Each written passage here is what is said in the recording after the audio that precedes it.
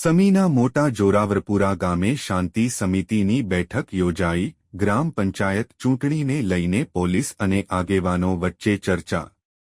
પાટણ જિલ્લાના સમી તાલુકાના મોટા જોરાવરપુરા ગામે સમી પોલીસ તંત્ર દ્વારા હાલ ચાલી રહેલ ગ્રામ પંચાયત ચૂંટણી લક્ષી શાંતિ સમિતિની બેઠક યોજાઈ હતી.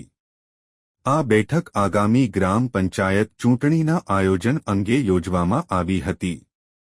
બેઠકમાં ચૂંટણી અંતર્ગત પોલીસની વ્યવસ્થા અંગે વિસ્તૃત ચર્ચા થઈ. પોલીસની ટીમ ચૂંટણી દરમિયાન સક્રિય રહેશે.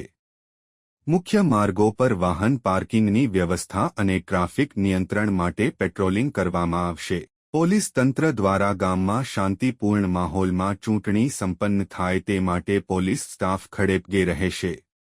આગામી ગ્રામ પંચાયત ચૂંટણી દરમિયાન કોઈ અનિચ્છનીય ઘટના ન બને તે માટે તકેદારીના પગલાં અંગે પણ ચર્ચા થઈ.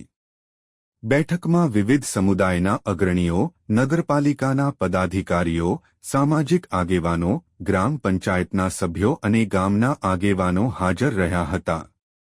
સમી પોલીસ સ્ટેશનના ઇન્ચાર્જ પી જાડેજાએ બેઠકનું નેતૃત્વ કર્યું હતું.